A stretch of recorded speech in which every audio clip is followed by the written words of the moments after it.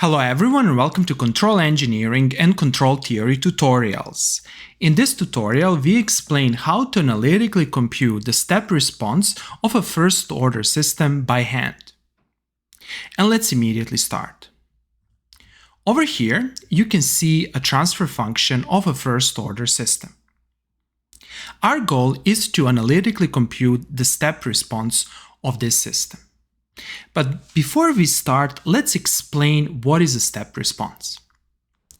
We can represent this transfer function or this system by this block over here. The input to this block is u of t, where t is time, and the output is y of t. Here we will assume zero initial conditions.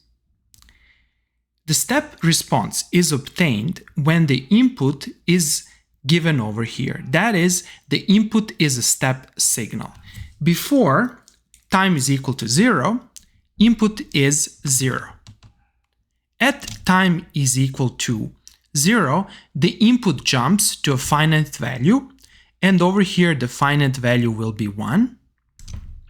And after that it stays constant. That is, for t greater than or equal to 0, the input is always 1. This input will generate the response y of t, that is the output that looks like this. And our goal is to show that this is indeed the case. That is, we will analytically derive this response. Okay, first of all, let's write the step response in the Laplace domain. The step response can be written like this. Laplace transform of the output, denoted by capital Y of S, is equal to the transfer function, capital W of S, multiplying the Laplace transform of the input U of S. In the time domain, the input of t is equal to the Heaviside unit step function, or equals to 1. And over here, it's very important to denote that the time is greater than or equal to 0. Next, let's compute capital U of S. We need to apply the Laplace transform to our input. The Laplace transform, denoted like this, of the input U of t is simply equal to 1 over s. Consequently, our output, capital Y of S, can be written as W of S, and we can substitute the value of W of S given over here. So we can write 3 over S plus 1 multiplying 1 of S, 1 over S. Okay, consequently, the output in the time domain, denoted like this, is the inverse Laplace transform, denoted like this, of the right-hand side. And the right-hand side is simply 3 over S plus 1 multiplying 1 over S. And our goal is to compute this inverse Laplace transform. Let's do that. To analytically derive the inverse Laplace transform, we need to expand our capital Y of S by using partial fraction expansion method. Namely, the partial fraction expansion method represents or decomposes this product over here as the sum of the two terms. The first term looks like this, C1, where C1 is a constant, over S plus 1. And the second term is C2 over S. What's the idea over here? Well, the idea is to use the basic Laplace inverse transform formulas to compute the time domain response. Namely, we know that the inverse Laplace transform of the function that looks like C1 over S plus 1 is simply C1 multiplying e to the power minus 1 multiplying t. Or more generally, Laplace transform of this term, where instead of 1 we can have a general constant can be represented as this constant multiplying e to the power minus a multiplying time. Okay, similarly, the inverse Laplace transform of c2 over s will simply be equal to c2 multiplying 1. Keep in mind that in these expressions, time is greater than or equal to 0. Okay, so once we compute c1 and c2, we can easily apply the inverse Laplace transform and we can compute the response. But the question is how to compute the constants c1 and c2. For that, we will use the partial fraction expansion method. In the sequel, I will explain a general procedure for computing the constants c1 and c2. The procedure for computing constants in the partial fraction expansion goes like this. I will explain you the procedure that can be applied to almost any case, that is to transfer functions that doesn't have repeated poles. So let's start. Let's say that we have a transfer function that is equal to some polynomial p of s over terms that look like this. S plus a multiplying s plus b multiplying s plus c, where a, b, and c are constants and p of s is an arbitrary polynomial. In our case, we have actually 1 over s plus 3 multiplying s. And in our particular case, we can see that a is 3 and b is 0, and this term doesn't exist. Okay, so how to compute or how to use the partial fraction expansions to decompose this polynomial or this transfer function? We can write this as c1 over s plus a. Then we have the second term, and the second term is obviously c2 over s plus b, and the third term is c3 over s plus c. Now let's do some derivations. Let's see what happens when we multiply this expression by s plus a. Okay, so on the left hand side we will have p of s over s plus a in the numerator and in the denominator can be cancelled. Consequently, we are only left with s plus b multiplying s plus c. And let's see what do we have on the right hand side. We obviously have c1, then we have plus, then we have this term c2 s plus a over s plus b. Then we have this term over here plus c3. In the numerator we have s plus a, and in the denominator we have s plus c. Great. Okay, and here's where the magic happens. What happens now if we evaluate the expression on the left hand side at s is equal to minus a? Okay, if we evaluate the expression on the left hand side at s is equal to minus a, we have to do it on the right hand side. S is equal to minus a. Let's see what happens.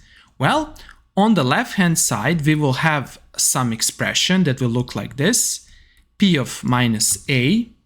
Then we will have here minus a plus b, and then here we'll have minus a plus c. The term on the left hand side can easily be computed. Let's see what do we have on the right hand side now. Obviously I have c1, but wait a second. Let's see what happens with these two terms. This term will actually go to 0. This is because s is equal to minus a, and minus a plus a is 0, and similarly this term will become 0. Consequently, we obtain this expression. That is, we can easily compute our constant C1 by evaluating the expression that looks like this on the left-hand side, and that's it. This is the procedure for computing C1. Or more generally, C1 is computed as you take the expression, let me nicely write it down, you take the expression on the left-hand side, let's put it like this, s plus b,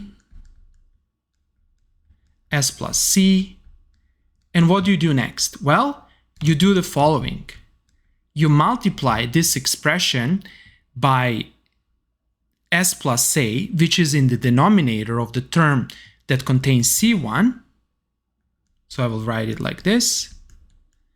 And what do you do next? You evaluate this expression, that is, you compute this expression for s is equal to minus a. And that's it. And this is the so-called cover method in partial fraction and expansion. It's called cover method. Once again, it's called cover since we are covering the two terms by multiplying by s plus a, and then we are left with only c1. A very nice and elegant method.